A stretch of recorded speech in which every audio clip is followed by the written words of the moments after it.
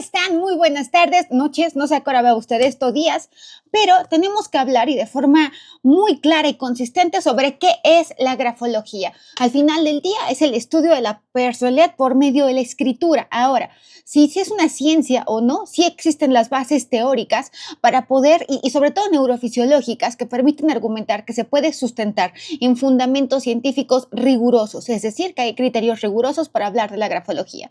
¿Cuáles serían estos fundamentos neurofisiológicos? La escritura manual es una actividad neuromotora que involucra el cerebro, el sistema nervioso periférico, la musculatura fina, es decir, la motricidad fina, las bases desde el punto de vista neurofisiológico, porque además somos la única especie en el planeta que sabe leer y escribir, que ha logrado comunicarse e incluso si la escritura está en riesgo, de alguna forma también el desarrollo de la capacidad humana. Ahora, la corteza motora primaria y la corteza premotora controlan la ejecución de movimientos de dedos y de manos. El lóbulo frontal, que es el área de Broca, que tiene que ver con el lenguaje, con el trazo y con la coherencia del mensaje escrito. Pero también está el área de Wernicke, que se encarga justamente de la interpretación de estos trazos. El cerebelo y los ganglios basales, que regulan la coordinación, la velocidad y la presión del trazo. Por otro lado está el sistema límbico, que influye en el tono emocional, que puede proyectarse mediante cambios de presión, angulosidad e incluso de ritmo en la escritura. En pocas palabras, no sé si usted ha visto que de repente escribe más feo, a veces escribe más bonito. Bueno, no existe letra bonita ni letra fea para la grafología. Lo que existe y lo que sí es que el gesto gráfico se mantiene. La personalidad no es fea ni bonita. Los seres humanos no somos totalmente buenos ni totalmente malos. Ahora, ¿cuál sería la base psicológica y proyectiva de la grafología? Estamos hablando de una técnica proyectiva. La grafología parte de la premisa de que los gestos gráficos como márgenes, angulosidad, presión, inclinación, o son expresiones externas de rasgos internos, es decir, a través de la escritura demuestro cómo estoy. No sé si has visto que tu letra cambia con los años, que de pronto la firma ya no te sale, que tu letra se ha transformado cuando tenías 5, 10, 15, 20, 25, 30, 35, 40, 45, 50, 55, 60 años, porque vas cambiando tú. Y esa evolución se ve no solamente en tu personalidad, sino que tiene que reflejarse en tu escritura. Por ejemplo, existen investigaciones que son muy serias, que han encontrado correlaciones entre gestos, entre rasgos gráficos, por ejemplo, como introversión, extroversión, si una persona es rígida, si una persona es impulsiva, y sobre todo estamos hablando del control emocional.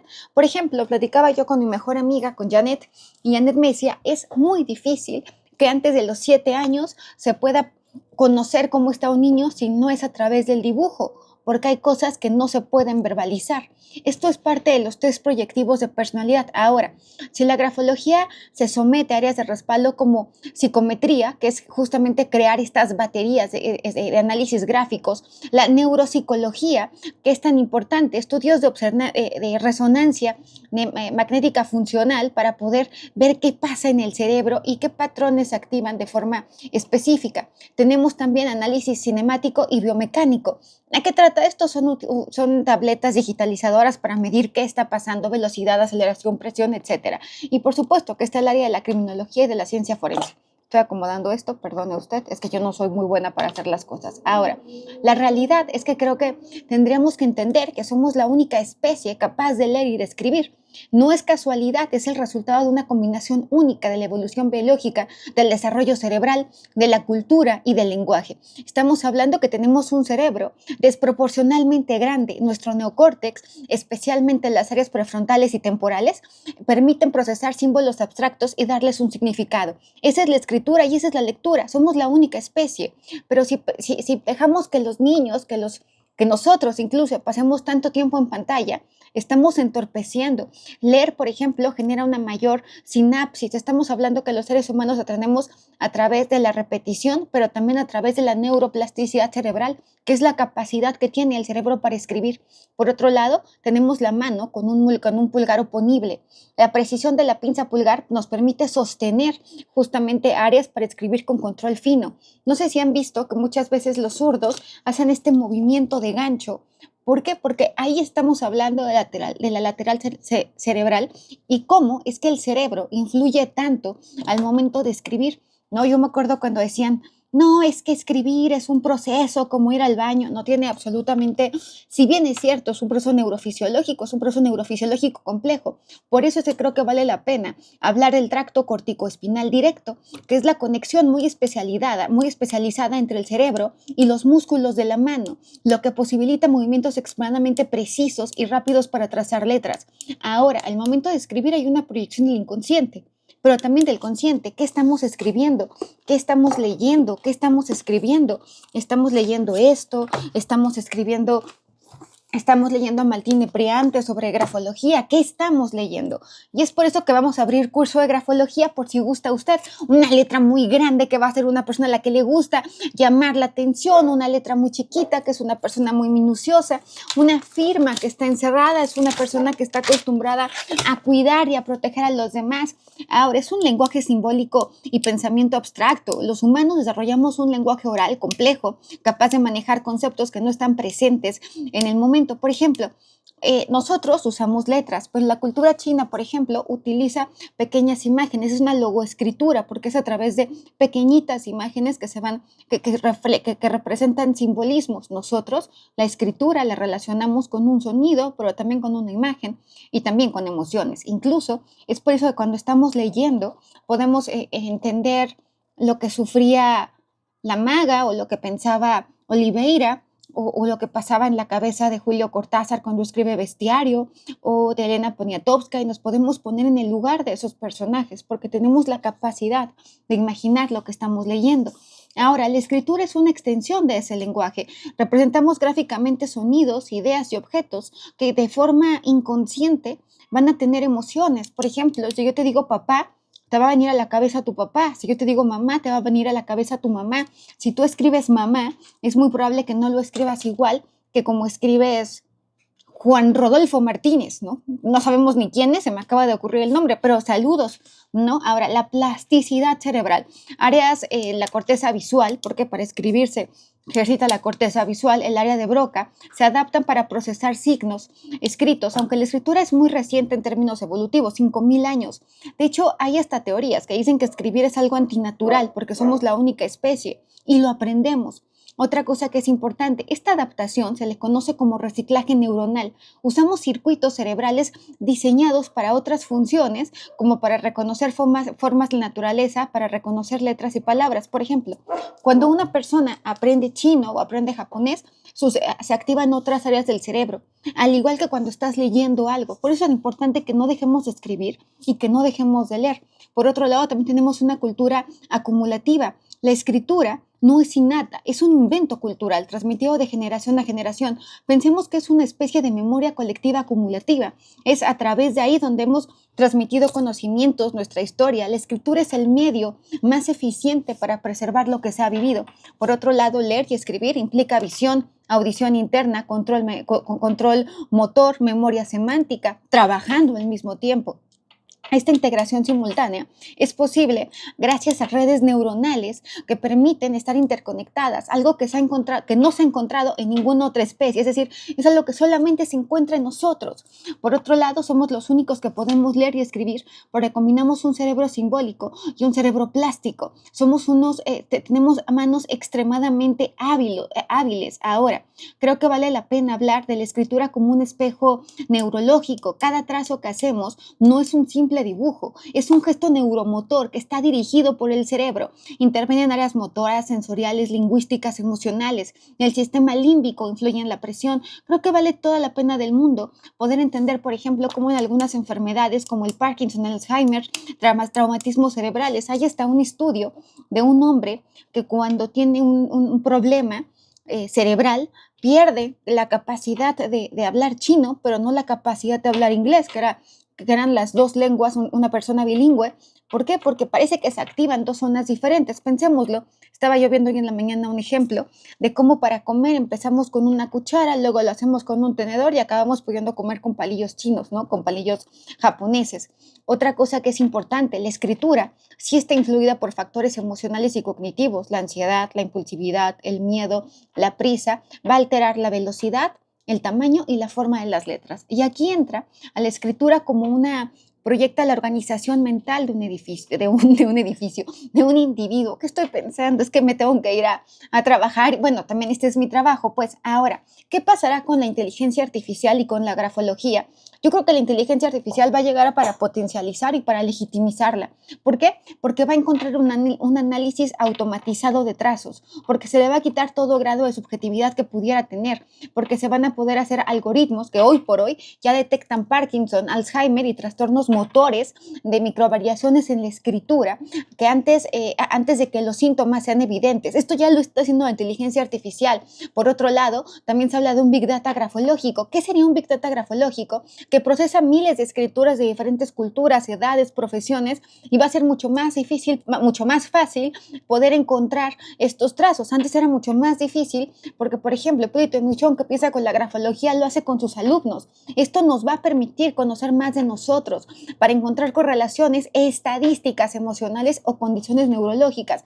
Pero ojo, sí creo que estos algoritmos que ya detectan Parkinson, Alzheimer o trastornos motores a partir de las microvariaciones de la escritura son importantísimos. Por otro lado, hay que tomar en cuenta que estamos enfrentándonos a una automatización para la cual es necesario el contexto humano, que puede haber sesgos algorítmicos, por lo tanto tiene que estar bien entrenada esta capacidad. ¿Cuál es el posible futuro de la grafología? Yo creo que va a ser una grafología híbrida, una combinación de los seres humanos y del análisis, la inteligencia artificial para que quede robustecida. Esto va a lograr que la validación científica de la grafología sea todavía más sólida. Las aplicaciones forenses y laborales.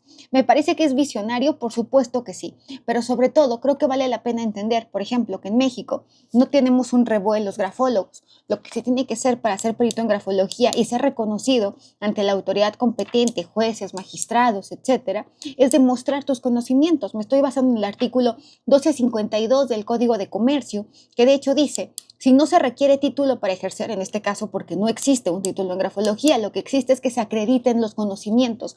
Entonces el juez puede aceptar a cualquier persona que demuestre tener esos conocimientos. La pericial solo necesita de conocimientos especializados. Ahora, del artículo 1252, el 1253 habla de las formalidades para la pericial. Esto es en materia mercantil, pero también hay que tomar en cuenta el concepto de grafoscopía, que es justamente cómo se va a comparar una escritura. Al decir que no es una profesión legalmente regulada, como lo puede ser la contabilidad o el derecho, tenemos la posibilidad de probar los conocimientos y experiencia ante un juez, aunque no exista un REBOE en esa materia. Por otro lado, en México, para ser perito grafólogo en un juicio, estamos el Código de Comercio, tenemos el Código de Procedimientos Civiles, del artículo 142 al 160, habla de la prueba pericial en el ámbito federal y civil federal. Tenemos también los Códigos de Procedimientos Civiles de los estados donde se hablan de los requisitos para ser perito. Está contemplado también dentro del Código Nacional de Procedimientos Penales del 368 al 389, que justamente habla que el perito, además, cuando dicen, no, es que la grafología mete a gente a la cárcel, no hay una sola persona. Yo los invito a que consulten las tesis de la Suprema Corte de la Justicia de la Nación, etcétera. Se darán cuenta que no hay una sola persona en la cárcel, ni por un grafólogo, ni por un grafóscopo, ni por un contador, no. La gente que tiene la capacidad de decidir esto es la autoridad competente, que es el juez. Ahora, en todos los juicios está la designación de peritos por cada una de las partes o incluso por parte del juez. Entonces, si tú y yo tenemos una controversia, yo presentaré a mis peritos, tú presentarás a los tuyos, y si el juez no considera que hay elementos suficientes o tiene duda, por decirlo de alguna forma, lo que hará es consultar a un tercero en discordia, se hará una junta de peritos, pero el juez está en su derecho de desechar una prueba. Por otro lado, se confunde mucho la pericial en grafología con la del lenguaje corporal. La grafología tiene que ver con la escritura, el lenguaje corporal con los movimientos. Si bien es cierto, pensemos que la grafología es una especie de body language, de lenguaje corporal a través de la escritura. Está también la Ley Federal del Trabajo en el artículo 823, 824 y 828, donde se habla justamente de la evaluación de documentos o firmas en conflictos laborales. Está también la Ley Federal del Procedimiento Contencioso Administrativo, donde se habla cómo se podrían discutir estas cuestiones técnicas. Está el Código Fiscal de la Federación, que contempla la prueba pericial como medio de defensa en juicios fiscales. Está la materia familiar. En materia familiar ha habido, no, es que el grafólogo le quita a los hijos. Nadie. El juez es el que decide. Y además existen también la apelación, el juicio de amparo, las cosas no es como que vayas con un grafólogo y este grafólogo te saque de la cárcel o te meta a la cárcel. Eso en mi opinión no tiene ni sentido. En prácticamente todos los códigos procesales de México se repite el mismo concepto. Si la materia no requiere título profesional para ejercerse, el juez puede aceptar como perito a quien demuestre conocimientos y experiencias suficientes en esa materia. Yo soy Marifer Centeno, me da muchísimo gusto haber platicado de esto. Y por cierto, ay, es que ¿saben qué hice? Fíjense que mandé pedir, bueno, aquí está Analízate, que es mi no, bueno, es que este es Analízate. Aquí está Analízate, aquí está El lado oscuro, arregla tu vida con grafología, El lado oscuro de la mente humana que no encuentro, pero que estará por aquí en algún sitio. Y si gusta usted estudiar grafología o el lenguaje corporal y ser perito en grafología, que puede ser reconocido por un juez, por un magistrado, por la autoridad competente, esto de verdad, esto es muy importante, que el juez es el que decide, no los grafólogos. Hágame favor de mandarme un mensaje directo. En el Colegio Mexicano de Grafología lo que hacemos es formar especialistas en grafología, peritos, que claro que son reconocidos por la autoridad competente, porque tal y como lo dice el artículo 1252, el Código de Procedimientos Civiles, el Código de Procedimientos Penales, se cumplen con las características para hacerlo. Yo ya me voy, que son las 4:09 de la tarde y tengo que llegar a trabajar, pero sí, estaba yo muy inspirada, estaba yo leyendo, estaba yo, hija, ay, lo voy a hacer. Hágame favor de mandarme un WhatsApp al 55 65 79 98 13, 55 65 79 98 13 para estudiar grafología. Les damos una beca, es más, una clase gratis para que sepan qué sí es la grafología, y cómo es que los jueces son los que deciden, no los grafólogos, pero no nada más en materia de grafología. El juez es el que toma la última determinación, es el que le da valor a una prueba, la puede desechar si no le parece, ¿no? Al final del día es el juez. No caigamos en ingenuidades de el grafólogo mete a la cárcel, hay gente, no hay nadie en la cárcel por un grafólogo, y usted lo puede consultar en las tesis, o puede meter a la Suprema Corte de Justicia de la Nación, usted puede hacer lo que considere conveniente. Y también es cierto que no es ni charlatanería, ni nada por el estilo, es ni esotérico ni adivinatorio. Estamos hablando de un proceso neurofisiológico que incluso la inteligencia artificial puede ayudar a robustecer y darle este carácter de ciencia. Según yo, mi video iba a ser de 5 minutos, porque yo decía, no hombre, a mí no me gustan los videos muy largos, ¿no? O sea, no, la verdad es que yo ya soy de esas personas que ve shorts, ¿no? O sea, ya ve cosas rápidas. Pero bueno, yo los quiero con todo el corazón. Que Dios nos bendiga. Hasta mañana.